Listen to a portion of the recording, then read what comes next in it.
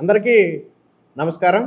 ముంబై నటి జత్వానీ కేసులో ఏం జరుగుతుంది? నిన్న మొన్నటి వరకు వైసీపీ నేత విద్యాసాగర్ మీద తీవ్ర ఆరోపణలు వచ్చిన నేపథ్యంలో ఇప్పుడు ముంబై నటి జత్వానీనే కొంత డబ్బులు డిమాండ్ చేసింది అని చెప్పి ఛార్జ్ షీట్లో పేర్కొనడం ఏంటి? అసలు ఏంటి ఈ స్టోరీ అంతా ఏంటి? అంటే పూర్తిగా విద్యాసాగర్కి క్లీన్ చిట్ వచ్చేసినట్టేనా అనే కోణంలో చర్చ జరుగుతుంది. అయితే ఈ కేసుని రెండు కోణాల్లో చూడాలి. మొదటిది, విద్యాసాగర్ కంప్లైంట్ చేస్తే జత్వానీని ముంబై నుంచి తీసుకువచ్చింది మొదటి కేసు. సో దానికి సంబంధించి ఇప్పుడు ఏదైతే ఛార్జ్ షీట్ పేర్కొన్నారో అది విద్యాసాగర్ ఇచ్చినటువంటి కంప్లైంట్ ఆధారంగా వేసినటువంటి ఛార్జ్ షీట్ అది.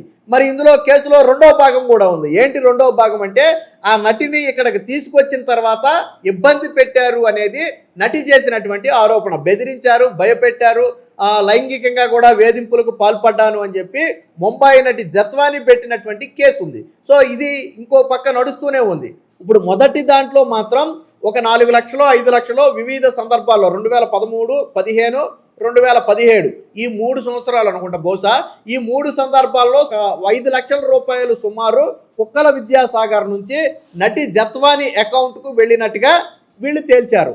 ఆ తర్వాత ఏం చేసింది? వీళ్ళు చెబుతున్నటువంటి మాట ఏంటంటే, ఇప్పుడు ఛార్జ్ షీట్ ఆధారంగా చెబుతున్నటువంటి మాట ఏంటంటే, జత్వానీ తరువాత పెద్ద మొత్తంలో డిమాండ్ చేసింది, 1,20,00,000 ఇవ్వాలి అని విద్యాసాగర్ని డిమాండ్ చేసింది అనేది వాళ్ళ ఆరోపణ. దానికి సంబంధించి ఎటువంటి ఆధారాలు కూడా అందులో పెట్టలేదు. అలాగే విద్యాసాగర్ 1,20,00,000 ఇచ్చాడా అంటే ఇవ్వలేదు. ఎందుకంటే ఇచ్చినట్టుగా కూడా వీళ్ళ దగ్గర ఆధారాలు లేవు. విద్యాసాగర్ నుంచి కేవలం 5 లక్షలు మాత్రమే 3 దఫాలుగా ఆ అమ్మాయి దగ్గరికి వెళ్ళిందని చెప్పారు. అయితే 2013, 15, 17లో ఇస్తే అప్పుడు నుంచి 2017 నుంచి ఒకవేళ జత్వానీ వేధిస్తుంటే కేసు ఎప్పుడు పెట్టాడు విద్యాసాగర్? 2024లో పెట్టాడు. మరి దాదాపుగా మధ్యలో 7 సంవత్సరాల గ్యాప్ ఎందుకు వచ్చింది? సో ఇది ఒకటి మొదటి ప్రశ్న. అంటే 2017లోనే కేసు పెట్టుండాలి. ఈ అమ్మాయి నన్ను డబ్బులు ఇమ్మని వేధిస్తుందని చెప్పి అప్పుడే కేసు పెట్టుంటే ఇష్యూ అక్కడితోనే సాల్వ్ అయిపోయేది. బట్ 7 సంవత్సరాల గ్యాప్ ఇచ్చిన తర్వాత ఎందుకు కేసు పెట్టారు? రెండోది, ఇక్కడ ఇంకో కోణం కూడా ఉంది ఇందులో. బేసిక్గా ఇది ఒకవేళ నిజంగానే డబ్బుల కోసం వేధిస్తుంది అనుకుంటే ఇది చిన్న విషయం. ఒక ఎస్ఐఓ లేదా సిఐఓ సాల్వ్ చేసేసే అంశం. డిఎస్పీ స్థాయి మించి ఇన్వాల్వ్ అవ్వాల్సినటువంటి అవసరం లేనటువంటి కేసు. ఎందుకంటే ఎన్నో చీటింగ్ కేసులు, ఎన్నో బెదిరింపు కేసులు మనం చూస్తాం. అవన్నీ సాధారణంగా ఎస్ఐ సిఐ స్థాయిలోనే క్లోజ్ అయిపోతాయి. ఎందుకంటే అమౌంట్ కూడా ఇదేం కోట్లు లేదు, కేవలం 5 లక్షల రూపాయల అమౌంట్ మాత్రమే ట్రాన్సాక్షన్ రూపంలో ఉంది. కానీ ఈ కేసులో ఒక ఐజీ స్థాయి అధికారి, ఒక ఎస్పీ అధికారి, మరొక అడిషనల్ ఎస్పీ స్థాయి అధికారి, అంటే రాష్ట్రంలో ఉన్నటువంటి హయ్యర్ అఫీషియల్స్ అందరూ కూడా ఈ కేసులో ఇన్వాల్వ్ అయ్యారు. సాధారణంగా ఈ కేసులో అప్పుడు ఇంటెలిజెన్స్ చీఫ్గా ఉన్నటువంటి సీతారామాంజనేయులు కావచ్చు, లేకపోతే విశాల్ కావచ్చు, ఇంకో వ్యక్తి విజయవాడ సిపిగా కూడా పనిచేశాడు. సో వీళ్ళ ముగ్గురు ఇన్వాల్వ్ అయ్యారు అనేది కదా వార్త. రెండోది, అప్పుడుకప్పుడు నైటు అంటే ఈ రోజు కంప్లైంట్ ఇస్తే ముందు రోజే వీళ్ళు ఫ్లైట్కి వెళ్ళిపోయారు. ఫ్లైట్ టికెట్ల ఆధారంగా కంప్లైంట్ ఇవ్వడానికంటే ముందే వీళ్ళు ముంబై వెళ్ళిపోయారు. సో ఇక్కడ ఇది కూడా ఒక మిస్టరీ లాగా ఉంది, అది కూడా ఛేదించాల్సి ఉంది. ఇప్పుడు కంప్లైంట్ ఇచ్చిన తర్వాత దాని మీద ప్రాథమిక విచారణ చేసిన తర్వాత ముంబై వెళ్ళి నటిని తీసుకొస్తే దానికి ఒక అర్థం ఉంది. అట్లీస్ట్ విచారణ చేయడానికి 24 గంటల టైం అన్న పడుతుంది కదా. ఆడిచ్చిన కంప్లైంట్ నిజమా కాదా అని వెరిఫై చేసుకోవడానికన్నా 24 గంటల టైం పడుతుంది కదా. కానీ నిన్న రాత్రే వీళ్ళు ముంబై వెళ్ళిపోతే కంప్లైంట్ మాత్రం ఈరోజు ఉదయం ఇస్తారు. అది ఎలా తెలిసిందంటే ఫ్లైట్ టికెట్ల ఆధారంగా తెలిసింది. సో ఫ్లైట్ టికెట్లు నిన్న రాత్రే బుక్ చేసుకుని వాళ్ళు వెళ్ళిపోయారు ముంబై. సో ముంబైలో కూడా బలవంతంగా తీసుకొచ్చి, ఒకవేళ తీసుకొస్తే ఏం చేయాలి? పోలీసుల ముందు 24 గంటల్లో కోర్టు ముందు హాజరుపరచాలి. కానీ ఆ జత్వానీని తీసుకొచ్చి కొన్ని రోజుల పాటు ఒక ప్రైవేటు గెస్ట్ హౌస్లో బంధించి వేధించారు అనేది ఆరోపణ. ఇప్పుడు ముంబై నటి జత్వానీ తరపున పెట్టిన కేసు కూడా అదే. నన్ను తీసుకొచ్చి కోర్టులో హాజరుపరచకుండా ఒక ప్రైవేట్ గెస్ట్ హౌస్లో పెట్టి నన్ను పదే వేధించారు. ఒక ఐపీఎస్ స్థాయి అధికారి అర్ధరాత్రి పూట విచారణ పేరుతో నా గదిలోకి వచ్చి నాతో అసభ్యంగా ప్రవర్తించాడని చెప్పి స్వయంగా ఇది జత్వానీ పెట్టినటువంటి కేసులో ఉంది, ఆవిడిచ్చినటువంటి స్టేట్మెంట్లోనే ఉంది. సో దీని పక్క విచారణ జరుగుతుంది. ఇప్పుడు పోలీస్ అధికారులను ఆల్రెడీ కూటమి ప్రభుత్వం ఈ వ్యవహారంలో వాళ్ళని సస్పెండ్ చేసింది. ప్రస్తుతానికి పోస్టింగ్ కూడా ఇవ్వలేదు. ఎందుకని? జత్వానీ తరపు చేసినటువంటి ఆరోపణలో కొంత వాస్తవం ఉందని చెప్పి ప్రభుత్వం భావించింది కాబట్టి ప్రస్తుతానికి పోస్టింగ్ కూడా ఇవ్వలేదు. ఇప్పుడు ఈ జత్వానీ పెట్టినటువంటి కంప్లైంట్కి, కుక్కల విద్యాసాగర్ పెట్టినటువంటి కంప్లైంట్కి సంబంధం లేదు. ఇప్పుడు ఛార్జ్ షీట్ అనేది కుక్కల విద్యాసాగర్ పెట్టినటువంటి కంప్లైంట్లో పెట్టారు. అతను మొదట్లో పెట్టింది ఏంటంటే ఆ అమ్మాయి నన్ను డబ్బులు ఇమ్మని డిమాండ్ చేస్తుందనే కంప్లైంట్లో పెట్టాడు. సో దానికి అవును అని ఎందుకు అంటున్నారు అంటే 3 సందర్భాల్లో ఈ అకౌంట్ నుంచి ఆ అకౌంట్కి డబ్బులు వెళ్ళాయని బ్యాంక్ స్టేట్మెంట్ల ఆధారంగా తెలిసింది.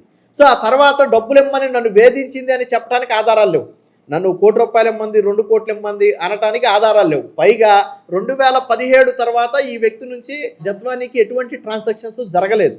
మరి 2017 నుంచి నన్ను వేధిస్తుంది అని చెబితే 7 సంవత్సరాలు ఎందుకు గ్యాప్ వచ్చింది? 24లో ఎందుకు కేసు పెట్టారు? సో ఇది ఒక ప్రశ్న. ఇకపోతే ఇప్పుడు జత్వానీ కేసులో జరిగినటువంటి తప్పులు ఏంటంటే, ఒకటి ముంబై నుంచి బలవంతంగా నన్ను తీసుకొచ్చారు, నా కుటుంబ సభ్యుల్ని తీసుకొచ్చారు అనేది ఒకటి, నా కుటుంబ సభ్యుల్ని భయపెట్టి బెదిరించారు అనేది 2, మూడోది నన్ను కోర్టులో హాజరుపరచకుండా ఒక ప్రైవేట్ గెస్ట్ హౌస్లో రోజుల తరబడి చెట్టి నాతో కొన్ని పత్రాలు రాయించుకుని చంపేస్తామని బెదిరించి నా దగ్గర నుంచి కొన్ని మొబైల్స్ను ఇవి స్వాధీనం చేసుకున్నారని ఒకటి, అలాగే ఒక ఐపీఎస్ స్థాయి అధికారి అర్ధరాత్రి పూట విచారణ పేరుతో నా గదిలోకి వచ్చి నన్ను లైంగికంగా ఇబ్బంది పెట్టాడు అనేది ఒక ఆరోపణ. సో ఈ ఆరోపణలన్నిటికీ కూడా ఆధారాలు ఉన్నాయి. ఎందుకంటే ముంబై నుంచి తీసుకొచ్చినటువంటి టైము, డేటు, ఆ ఫ్లైట్ టికెట్స్ అన్నీ ఉన్నాయి. బట్ 24 గంటల్లో కోర్టులో హాజరుపరిచారంటే హాజరుపరచలేదు. కాబట్టే ఈ అధికారుల మీద చర్యలు తీసుకున్నారు. అధికారులు కూడా అంటే ఎందుకు పై స్థాయిలో అంటే డీజీ స్థాయిలోనో లేదా ఒక ఎస్పీ స్థాయిలోనో కమిషనర్ స్థాయిలోనే అధికారులు ఇన్వాల్వ్ అవ్వాల్సిన అవసరం ఏమొచ్చింది? ఈ కేసులో ఇంకా ఏం ఉంది డెప్త్ అనేది తేలాల్సి ఉంది. ఈ కోణంలో విచారణ జరుగుతుంది. చాలామంది ఏమనుకుంటున్నారంటే ఇంక అయిపోయింది మొత్తం జత్వానీ కేసులో విద్యాసాగర్కి క్లీన్ చిట్ వచ్చేసింది, ఇక విద్యాసాగర్ నిర్దోషి, కూటమి ప్రభుత్వం చేసినటువంటి ఆరోపణలన్నీ కూడా అవాస్తవాలని చెప్పి వాళ్ళు ప్రచారం చేస్తున్నారు. ఇక్కడ 2 కంప్లైంట్స్ ఉన్నాయి. ఒకటి విద్యాసాగర్ కంప్లైంట్, 2 జత్వానీ కంప్లైంట్.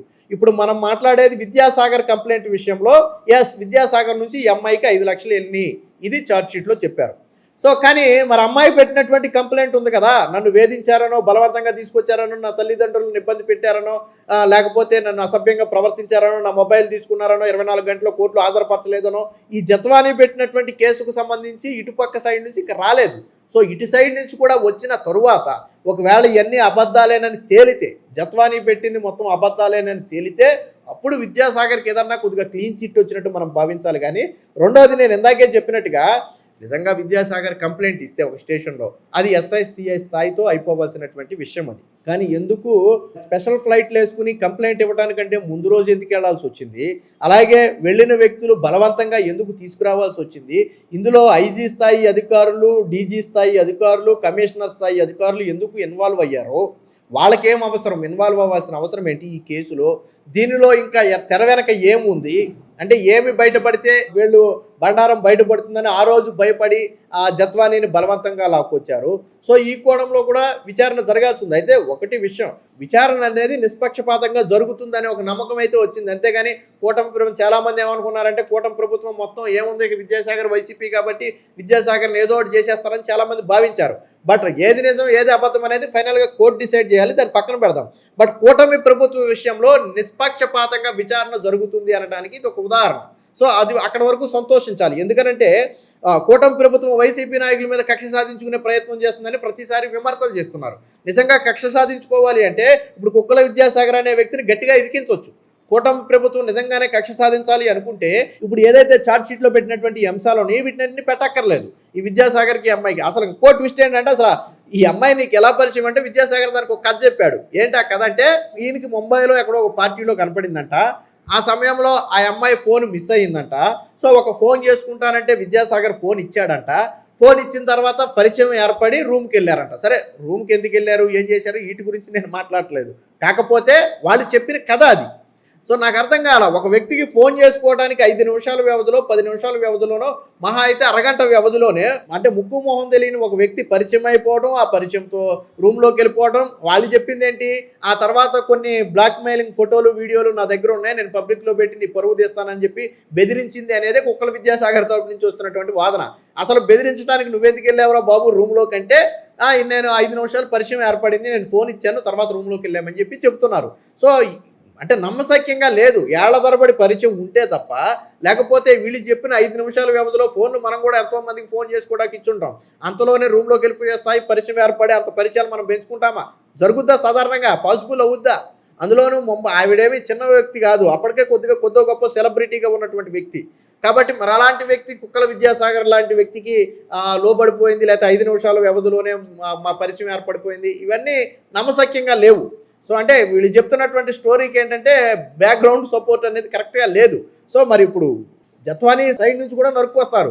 జత్వానీ చేసినటువంటి కంప్లైంట్స్ ఏవైతే ఉన్నాయో, వేధింపుల దగ్గర మొదలుపెట్టి బలవంతంగా తీసుకురావడం దగ్గర మొదలుపెట్టి ఒక ఐపీఎస్ అధికారి తనను లైంగికంగా ఇబ్బంది పెట్టాడనే ఆరోపణ వరకు వీటి మీద కూడా విచారణ జరుగుద్ది. సో జరిగిన తరువాత ఈ కోణంలో కూడా కరెక్ట్ ఉంటే అప్పుడు ఏం చెప్తారు? ఒకవేళ నిజంగానే విద్యాసాగర్ చెప్పినట్టుగా 4 సందర్భాల్లో ఒక 5 లక్షలు ఇచ్చాడు, ఓకే రైట్, అదే వాళ్ళు రిమైండర్ అప్పుడు ఛార్జ్షీట్లో పెట్టింది.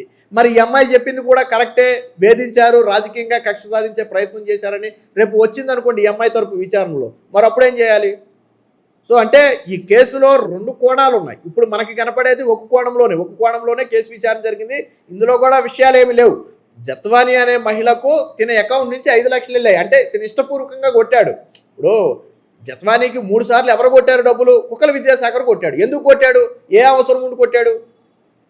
జత్వానీతో నీకున్నటువంటి పరిచయం ఏంటి? ఎందుకు కొట్టావు? ఫ్రెండ్లీగా కొట్టావా, అప్పుగా కొట్టావా, లేదా ఇంకో విధంగా కొట్టావా? పోను అప్పుగాను ఇంకో దానిగాను ఇస్తే నీ దగ్గర ఏమైనా ఆధారాలు ఉన్నాయా? లేవు కదా. అంటే నువ్వు ఇష్టపూర్వకంగానే విద్యాసాగర్ అనే వ్యక్తి జత్వానీకి డబ్బులు కొట్టాడు. మేబీ దాన్ని అలుసుగా తీసుకుని ఏమన్నా ఎక్కువ డబ్బులు ఇవ్వమని డిమాండ్ చేసి ఉండొచ్చు, కాదని మనం అనట్లేదు. ఇప్పుడు ఆ మహిళ ఏదో డబ్బులు డిమాండ్ చేసి ఉండదో మొత్తం విద్యాసాగర్ తప్పని మనం చెప్పట్లేదు, జరిగితే జరిగి ఉండొచ్చు. ఇప్పుడు నేనేమంటానంటే నీ సైడ్ నుంచి ఉంది కదా, నీ సైడ్ నుంచి కోఆపరేషన్ ఉంది కదా, డబ్బులు అడగగానే కొట్టింది నువ్వే కదా, 2-3 సార్లు డబ్బులు కొట్టింది నువ్వే కదా, నీ సైడ్ నుంచి కూడా కొంత ఉంది కదా. సో ఆ కోణంలో కూడా చూడాలి కదా అంటా నేను. అలాగే ఈ మహిళను తీసుకొచ్చిన తర్వాత ఇబ్బంది పెట్టారనే కోణంలో కూడా మనం చూడాలి కదా. సో ఇది మొత్తంగా. సో మీరు ఎలా చూస్తారు జత్వానీ కేసుని? అలాగే ఈ వీడియో ఎలా ఉందనేది కామెంట్ రూపంలో తెలియజేయండి.